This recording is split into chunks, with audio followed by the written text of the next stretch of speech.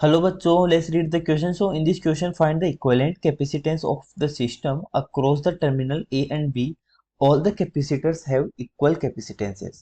ठीक है, यानी कि जितने भी कैपेसिटर है उनकी कैपेसिटेंस जो है वो सेम है, वो कितनी है, सी है। ठीक है, तो सबसे पहले हम कुछ पॉइंट्स है वो अज्यूम कर लेते हैं। ठीक है, ये पॉइंट ए है, ये बी है। ठीक है, मान लो ये पॉइंट एफ है।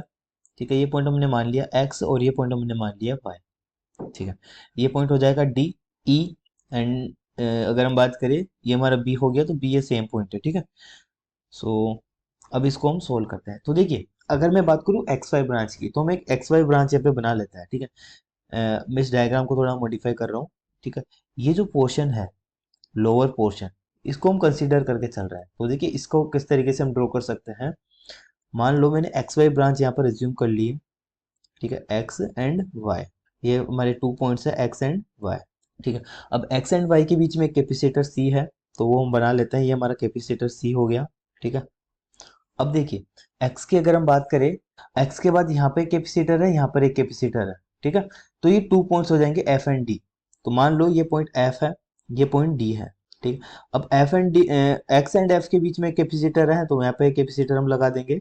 ठीक है, डी है, इसके बीच में एक कैपेसिटर है, वो भी हम लगा देंगे। ठीक है, लेकिन अगर हम बात करें बी वाई ई, इन तीनों के बीच कोई कैपेसिटर नहीं है, तो ये हमारा पॉइंट हो जाएगा वाई बी एंड ई, ये कॉमन पॉइंट हो जाएगा। ठीक है, अब देखिए, अगर हम बात करें ई एंड डी के बीच में, यानी कि ई पॉइंट तो हमारा यही हो गया, इसके बीच में एक कैपेसिटर है सी, तो वो हम कनेक्ट कर देंगे सी। ठीक है, तो हमारा डायग्राम कुछ इस तरीके से हो जाएगा। यहाँ पे कैपेसिटर सी कर दिया, और बी एंड एफ के बीच में एक कैपेसिटर है, तो बी हमारा यही है common point.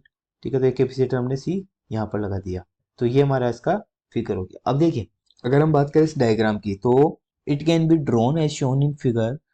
We can find that all the branches have equal impedance. अगर हम बात करें ऑल द ब्रांचेस, उसमें क्या होगा, इक्वल इम्पेडेंस। ठीक है, तो इसका की कॉन्सेप्ट क्या हो जाएगा।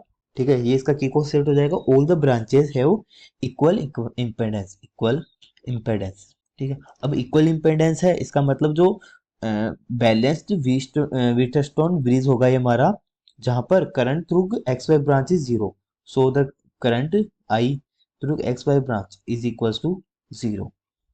ठीक है, तो करंट हमारा एक्स वाई ब्रांच के थ्रू जीरो होगा, तो यहाँ पर कैपेसिटर भी हम जीरो अज्यूम करेंगे। ठीक है, तो हम इक्विवेलेंट रेजिस्टेंस यहाँ पर निकालेंगे। ठीक है, तो देखिए, की कॉन्सेप्ट की बात करें तो सीरीज कनेक्शन और पैरेलल कनेक्शन। ठीक है, तो यहाँ पे हम सीरीज कनेक्शन की बात कर रहे थे। तो सीरीज कनेक्शन जब होता है, ठीक है, तो इसमें इक्विवेलेंट रेजिस्टेंस, मान लो C1 and C2 to resistance है, तो सीरीज कनेक्शन में जो इक्विवेलेंट रेजिस्टेंस होता है वो कितना होगा। ठीक है, वो हमारा हो जाएगा C1 multiplied C2 divide by C1 plus C2। ठीक है, और अगर हम बात करें पैरेलल कनेक्शन की, तो पैरेलल कनेक्शन में जो इक्विवेलेंट रेजिस्टेंस होता है वो C1 प्लस C2। ठीक है, तो ये फॉर्मूलेज हम यहाँ पे यूज करेंगे, और ये इसका की कॉन्सेप्ट है, तो यहाँ पर यूज करते हैं। तो देखिए, अगर हम बात करें X and Y, X Y branch जो है ये तो विस्टेटोन ब्रिज है जो कि बैलेंस्ड है, तो यहाँ पर जो करंट थ्रू एक्स वाई होगा वो जीरो होगा, तो यहाँ पर इसको हम जीरो ज्यूम करेंगे जो कैपेसिटेंस होगा। ठीक है, तो सी एंड सी, ये दो जो कैपेसिटर है, ठीक है, C and C, these two connection are in series, तो इसका जो इक्विवेलेंट रेजिस्टेंस है वो कितना हो जाएगा, C1, sorry C multiplied C divide by C plus C।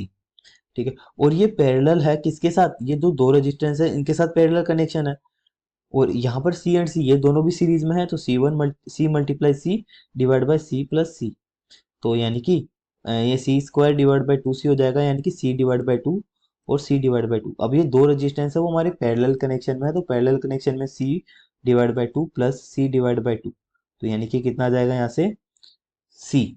ठीक है, अब यहाँ पे जो नीचे वाला पोर्शन है इसका जो इक्विवेलेंट रेजिस्टेंस है वो सी निकल गया। ठीक है, सी ए हो गया, तो हमारा फाइनल फिगर क्या हो जाएगा, ये ए हो गया। ठीक है, ए के बाद यहाँ पर एक कैपेसिटर है सी जुड़ा हुआ है सी। ठीक है, अब जो नीचे वाला पोर्शन था उसका इक्विवेलेंट रेजिस्टेंस हमारा कितना निकला, वो भी सी निकला। ठीक है, और ये हमारा पॉइंट हो जाएगा। ठीक है, और हम इसको यहाँ से कनेक्ट कर देंगे। तो अब देखिए, ये दोनों किस में है, अगर मैं इन दोनों की बात करूँ तो ये दोनों हमारे वापस पैरेलल कनेक्शन में आ गए। ठीक है, तो यहाँ से सी इक्विवेलेंट हो जाएगा हमारा ए एंड बी के बीच में, वो कितना होगा, सी प्लस सी, ये हमारे किस में है, पैरेलल कनेक्शन में है, तो यानी कि सी प्लस सी, तो टोटल कैपेसिटर कितना हो गया, 2C। ये इसका फाइनल आंसर है। Hope you understand the solution. Thank you.